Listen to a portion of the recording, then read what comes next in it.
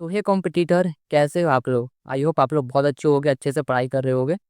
मैं भी बहुत अच्छा हूँ, पर फिलहाल इस वीडियो के अंदर मैं बात करूँगा अपने टेस्ट को लेकर। लास्ट मंडे को मैंने रैंक बूस्टर दिया था, उसके मार्क्स मुझे आपके साथ शेयर करने थे, उसके रिव्यू शेयर करने थे कि कैसा टेस्ट था, कैसा टेस्ट नहीं था। हालाँकि मार्क्स देखने के बाद मुझे शेयर करने का बिल्कुल ही मन नहीं था, लेकिन क्योंकि इस चैनल को मैंने अपने सिर्फ़ अप्स को शेयर करने के लिए नहीं, बल्कि अपने डाउन्स को शेयर करने के लिए भी मैंने बनाया है। तो इसी वजह से मैं सोच रहा हूँ, चलो यार शेयर कर ही देते हैं ना, कि जैसा भी आया हो, क्या सीखा सबसे पहले, है ना? क्योंकि हर एक जब भी हम कोई टेस्ट देते हैं, तो वो टेस्ट हमें कुछ ना कुछ सिखाता है, हमें हमारी कमियों को बताता है। तो इस टेस्ट से मैंने क्या सीखा, वो बात करूँगा, ठीक है? हर एक सेक्शन फिज़िक्स, केमिस्ट्री, बायो मुझे कैसा लगा, वैसे पेपर्स वाक़ई में जो भी टीचर्स उनको बनाने चाहिए भी या फिर नहीं, इसके बारे में हम बात करने वाले हैं। तो चलो बिना टाइम वेस्ट किए हुए मैं अपने इस वीडियो के आगे बढ़ता हूँ, ठीक है? देखो, तो सबसे पहले मैं हमेशा की तरह मैंने बायो से स्टार्ट करी, ठीक है? क्योंकि मैं पहले बायो ही करता हूँ। बायो करने के बाद यार मतलब इतने लंबे-लंबे, लेंदी-लेंदी सवाल थे, मतलब सच्ची में बहुत लेंदी था। मतलब 2025 का जो पेपर था बायो का, उससे भी ज़्यादा लेंदी था ये। मुझे आज भी याद है कि 2025 का जो पेपर था उसको मैंने 55 मिनट में पूरा सॉल्व कर लिया था। लेकिन यहाँ पे मैं हमेशा पेपर को 2 राउंड में मैं सॉल्व करता हूँ, तो फर्स्ट राउंड में मतलब मैं पूरा बायो सॉल्व ही नहीं कर पाया, मेरे 1 ऑवर 5 मिनट लग चुके थे।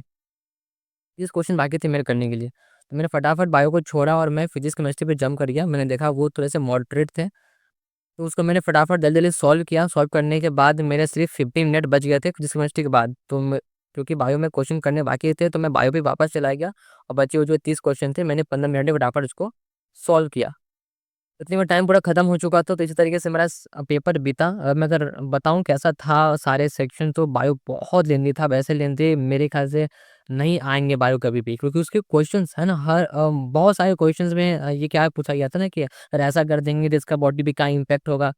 यानी बहुत सारे कह सकते हो, मतलब केस बेस्ड सवाल थे। कुछ केस दे रखा है कि मान लो हमारा कि जो वंश में डीसीटी जो है वो काम नहीं कर रहा है, तो उसकी वजह से क्या होगा। तो इस टाइप के एक कुछ सवाल नहीं, बहुत सारे सवाल थे, और सिर्फ जूलॉजी में नहीं, बॉटनी में भी ऐसे सवाल थे। तो मेरे ख्याल से इतने ज़्यादा बायो को लेंदी नहीं बनाना चाहिए था, क्योंकि बहुत लेंदी हो गया यार वो, है ना? फिजिक्स केमिस्ट्री मॉडरेट था, इसमें आराम से मतलब 150 मार्क दोनों में स्कोर किए जा सकते थे, वो ईज़ी थे। खैर मेरे काम आए, क्योंकि मैं बायो में बहुत ज़्यादा टाइम दे चुका था, और वही सेम पैनिक सिचुएशंस। लेकिन क्योंकि रैंक बूस्टर टेस्ट इसलिए बनाया ही गया था, ताकि हम हर एक टाइप के पेपर के लिए तैयार रहें। चाहे पेपर ईज़ी आ रहा हो, मॉडरेट आ रहा हो, हार्ड आ रहा हो, बहुत ही हार्ड आ रहा हो, लेंदी आ रहा हो, कैसा ही पेपर आए, है ना? मतलब कि एक अनप्रेडिक्टेबल पेपर के लिए भी हमें तैयार होना है। तो ऐसा था, तो मैं कहूँगा चलो ठीक ही था, ताकि हम हर एक टाइप के पेपर से रूबरू हो जाएँ कि नहीं, ऐसा ही पेपर आ सकता है। ये चीज़ें थी। अब मैंने क्या सीखा इस पेपर से, कि पेपर्स में यही सीखा कि मेरा हमेशा आदत होता है कि मैं पहले फर्स्ट राउंड में बायो के सारे क्वेश्चन को अच्छे से रीड करूँगा, चाहे चाहे मुझे 1 घंटे ही क्यों ना लग जाए। लेकिन मुझसे ये सीख मिली कि पेपर अगर टफ आएगा, तो तीनों सेक्शन कभी बहुत ज़्यादा टफ नहीं आता। कोई एक सेक्शन टफ आता है, 2 सेक्शन जो होते हैं वो मॉडरेट टू ईज़ी लेवल के होते हैं। ठीक है? तो सेम इस पेपर के अंदर भी बायो थोड़ा-सा टफ, थोड़ा-सा लेंदी था। तो यहाँ पे हमें ये देखना था कि बायो में हम ज़्यादा टाइम ना दें, है ना? जैसे कि हम लोग क्या करते हैं, टाइम को डिस्ट्रीब्यूट करते हैं, 2 राउंड में पेपर सॉल्व करते हैं। तो मैं हमेशा सोचता हूँ कि 45 मिनट बायो हो जाए, लेकिन इस बार मैंने बायो को 1 आवर 5 मिनट लगा दिए फर्स्ट राउंड के अंदर ही, जिसकी वजह से फिजिक्स एंड केमिस्ट्री में मेरे जो टाइम थे वो कम हो गए, जिसकी वजह से वही पैनिक सिचुएशन बढ़ जाती है और सिली मिस्टेक के चांस बढ़ जाते हैं, वही मेरे साथ हुआ। तो अब मैंने सीखा है कि यार अब जैसा ही पेपर आए, कितना भी लेंथी क्यों ना कर दे, हमें सिर्फ़ वो 2 सेक्शन पे फ़ोकस करना है जो कि ईज़ी टू मॉडरेट लेवल पे हो, और दोनों कोई भी हो सकता है। जैसे हम टेस्ट देते हैं मालूम चल जाता है कि कौन-सा सेक्शन ईज़ी टू मॉडरेट है, कौन-सा हमारा लेंथी टू टफ जा रहा है हमारा। तो हमें लेंथी वाले सेक्शन को छोड़कर सिर्फ़ ईज़ी वाले पे फ़ोकस करना है, ताकि हम मार्क्स को इसको मतलब कह सकते हो ज़्यादा मार्क्स ला सकें। क्योंकि यार अगर हम ईज़ी वाले को कर लेते हैं ना, तो बचे हुए टाइम में हम उस हार्ड वाले पे भी अच्छे से फ़ोकस कर पाते हैं। ये जब पहले ही हम हार्ड वाले में सारा टाइम अगर निकाल देते, तो फिर जो ईज़ी वाले में टाइम नहीं मिल पाता हमें, और फिर वो भी हमारा खराब चला जाता है। तो अगले टेस्ट से मैं ये ध्यान रखूँगा कि मैं अपने टाइम को अच्छे से यूटिलाइज़ कर सकूँ, कि जो पेपर लेंथी है, उसपे कम टाइम दिया जाए। एक प्रॉपर ड्यूरेशन में जितने क्वेश्चन हो गए ठीक है, वरना उसको छोड़कर हमें आगे बढ़ना चाहिए। ठीक है? तो ये चीज़ें थी, बाकी मैं अपने मार्क्स को अब शेयर करूँगा, ठीक है? बताऊँगा कि फिज़िक्स में कितने कितने आए हैं, बायो में कितने आए हैं, और केमिस्ट्री में कितने आए हैं। ठीक है?